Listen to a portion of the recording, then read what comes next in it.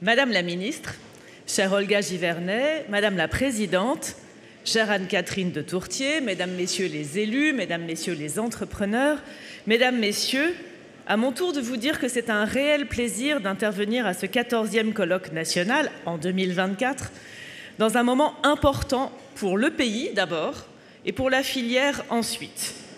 Je salue tout d'abord les équipes de France Renouvelable, avec lesquelles les services de la Creux, et je pense en particulier au département ENR d'Elsa Merkel, travaillent, je crois, en bonne intelligence, en grande proximité, avec les mêmes objectifs. Nous sommes à un moment décisif sur le chemin de décarbonation de notre société.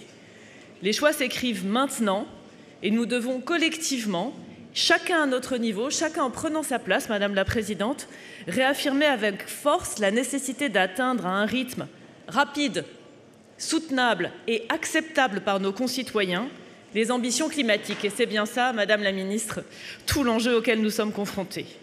La Commission de régulation de l'énergie, c'est un régulateur technique et économique, mais nous avons décidé de nous inscrire pleinement dans cette vision volontariste et de prendre en compte cet impératif dans toutes nos décisions, dans toutes nos prises de position. En fait, nous connaissons les transformations à porter ensemble. Nous devons, Madame la Ministre, vous l'avez rappelé, réduire quasiment jusqu'à zéro notre consommation d'énergie fossile, qui représente encore aujourd'hui presque 60% de l'énergie consommée ensemble. Pour cela, nous devons baisser globalement notre consommation d'énergie, avec des efforts de sobriété, Madame la Ministre, je sais à quel point vous y êtes attachée, d'efficacité énergétique, et électrifier massivement nos usages. Et c'est l'enjeu du développement de la demande, c'est l'enjeu des changements de comportement. Nos usages de transport, nos modes de chauffage, nos procédés industriels quand c'est possible. Cette électrification est l'enjeu majeur des années qui viennent, car c'est au fur et à mesure que la demande va croître, que l'offre, et donc la production, et donc la filière, va pouvoir évoluer à la hausse. Et ce sont bien les énergies renouvelables, le photovoltaïque et l'éolien, qui pourront accompagner cette électrification des usages jusqu'en 2035, et qui se développeront ensuite en parallèle au retour du nouveau nucléaire. Les énergies renouvelables, l'éolien terrestre, l'éolien en mer sont sans aucun doute indispensables à la décarbonation de la France et à notre souveraineté énergétique. C'est un message, je pense, qu'il est important de rappeler. Vous pouvez compter sur la Creux pour le défendre résolument. Éolien terrestre et éolien en mer, les deux filières portent de nombreux défis. Un des défis communs à ces deux technologies est d'être en phase avec les objectifs qui sont fixés, parce qu'aujourd'hui, nous sommes en retard. La Creux a publié mi-septembre un rapport réalisant un bilan à mi-période des appels d'offres photovoltaïques et éolien terrestre, appels d'offres de la PPE2. À cette date, aujourd'hui, pour l'éolien terrestre, la capacité des lauréats atteint seulement 70% de la capacité qui a été appelée. On a appelé la moitié de la capacité souhaitée sur la période, mais seuls 70% de cette capacité a été attribuée.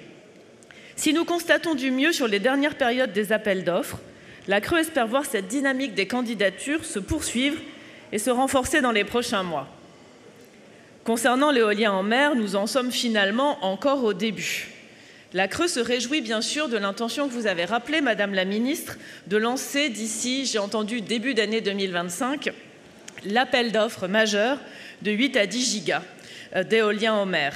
Cet appel d'offres permettra de donner la visibilité nécessaire aux porteurs de projets, mais aussi aux écosystèmes locaux, aux entreprises qui auront besoin d'anticiper les recrutements et aux ports, bien sûr, qui devront réaliser les aménagements nécessaires dans les temps. Cette procédure permettra également d'attribuer plusieurs lots à différents opérateurs, ce qui permettra de diversifier le paysage concurrentiel et de répartir efficacement les risques industriels tout en rattrapant progressivement le retard sur les objectifs fixés. Cette méthode a déjà fait ses preuves en Allemagne ou au Royaume-Uni qui ont attribué dernièrement des appels d'offres de plusieurs gigas en diversifiant. Il s'agira en France d'une véritable accélération. Dans cet objectif de réduction des délais, vous le savez, la Creux fait depuis quelques années des propositions au ministère, dont celle de remplacer à terme la procédure de dialogue concurrentiel par un appel d'offres standardisé qui permettra l'accélération des processus d'attribution. En attendant, la Creux souhaite, comme vous, je crois, maintenir son rôle et ses avis sur les conditions techniques et financières du dialogue concurrentiel tant que ce dernier aura lieu. Nous estimons également que nous avons besoin de préserver la qualité de l'instruction que nous menons pour le compte du gouvernement, qui va de pair avec des délais raisonnables pour nos services. L'attribution des projets offshore est une décision majeure sur des projets industriels à plusieurs milliards d'euros, donc des montants d'argent public très conséquents, de nombreux emplois locaux. Nous sommes attachés à la qualité du travail que nous rendons, c'est aussi un gage pour les acteurs et la filière. Bien sûr, le sujet des raccordements sera sur le chemin critique de l'offshore pour les délais de chantier et pour le coût des projets, et c'est un sujet de première importance que nous abordons actuellement avec les gestionnaires de réseau dans les discussions sur les nouveaux tarifs, le nouveau TURP. Je voudrais souligner que le premier bilan du raccordement des parcs éoliens en cours est extrêmement positif, et je voudrais saluer l'action d'RTE qui a maîtrisé les délais et les coûts. Son objectif est désormais de passer ses commandes le plus en amont possible, de la manière la plus standardisée possible, pour pouvoir suivre le rythme des prochains chantiers. Nous soutenons bien sûr cette démarche pour que le raccordement et les réseaux soient toujours au rendez-vous de la transition énergétique. Et puis les énergies renouvelables, c'est évidemment aussi un sujet budgétaire. Et sur ce sujet budgétaire, vous le savez, la CRE, qui est en soutien des filières, porte un regard exigeant.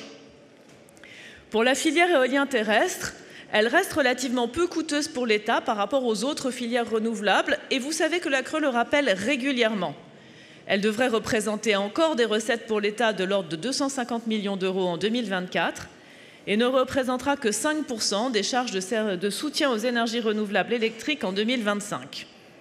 La hausse des tarifs de soutien des projets qui se présentent aux appels d'offres fait quand même l'objet d'une attention particulière de la CRE, et là aussi dans le bilan à mi-parcours que nous avons publié, nous avons souligné quelques points de vigilance.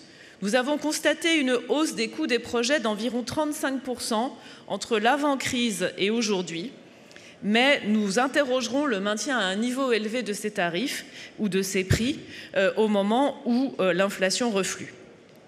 Par ailleurs, la CRE estime que certains mécanismes de soutien peuvent encore être améliorés pour qu'ils donnent aux producteurs les bonnes incitations par rapport aux besoins du système électrique à un instant donné. La filière éolienne, compte tenu de sa maturité, Madame la Présidente, je vous rejoins sur l'âge adulte, compte tenu des volumes en jeu, peut et doit être un chef de file en matière de bonne intégration des ENR. Vous l'avez dit, nous avons tous vu le nombre d'heures à prix négatif se développer au cours des derniers mois sur les marchés de gros. 235 heures à prix négatif au premier semestre 2024, contre 147 pour toute l'année 2023. Nous nous saisissons du sujet et nous allons travailler avec la filière ces différentes propositions. Nous avons comme objectif de publier une note d'étape et de propositions prochainement. Si le soutien public apparaît donc encore indispensable pour accompagner le développement des filières éoliennes, il est nécessaire dans un secteur concurrentiel de rééquilibrer progressivement l'engagement de l'État et les risques pris par les producteurs. Après la crise énergétique, beaucoup d'industriels ont eu le souhait d'accélérer la contractualisation avec des contrats de type PPA pour garantir une partie de leur approvisionnement à un prix maîtrisé, stable sur le long terme. La CRE encourage ce type de contrat et a lancé une campagne d'information fin 2023 pour disposer de renseignements précis. L'objectif est de renforcer notre compréhension des modes de contractualisation, évidemment de ne pas entraver les signatures en dimensionnant correctement les soutiens publics et plus largement de suivre le développement de toutes les ENR dans le pays.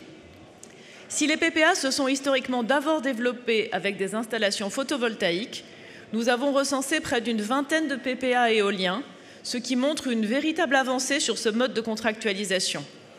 L'une des pistes sur la table pourrait être de permettre aux lauréats des appels d'offres offshore de valoriser une partie de leur production, soit via des PPA, soit directement sur les marchés de gros. Cette possibilité est inscrite dans la loi. La CRE est favorable à sa mise en œuvre dès l'AO9, pour lequel le dialogue concurrentiel sera bientôt ouvert. Enfin, si nous sommes un régulateur économique attaché au coût raisonnable des énergies renouvelables, nous portons, nous aussi, les enjeux de souveraineté, de réimplantation, de préservation des industries énergétiques et de la filière en France et sur le continent européen. C'est pourquoi, et nous le disons maintenant depuis plusieurs années, nous sommes très favorables à un rééquilibrage dans la notation des offres entre le critère prix, qui aujourd'hui écrase à peu près tout, et les critères hors prix, en particulier sur l'éolien en mer. Nous militons pour un renforcement conséquent du critère robustesse afin de renforcer la solidité des candidatures que nous recevons. Et nous soutenons la mise en œuvre du règlement Industrie zéro émission nette, NZIA, adopté par l'Union européenne en février dernier, pour soutenir cette réindustrialisation. En conclusion, je veux vous dire que la CRE est convaincue du rôle très important que doivent jouer les filières éoliennes dans l'atteinte de la neutralité carbone, de notre souveraineté énergétique et globalement de la décarbonation de notre société. Nous connaissons une période unique de transformation simultanée dans l'ensemble du secteur, transformation de la production, transformation de la consommation, des réseaux, des règles de marché, de nos grands choix. Albert Camus a écrit que la vraie générosité envers l'avenir consiste à tout donner au présent. Alors agissons collectivement, la CRE s'y attache au quotidien pour préparer avec vous l'avenir énergétique de notre pays. Je vous remercie et je vous souhaite une très belle journée d'échange.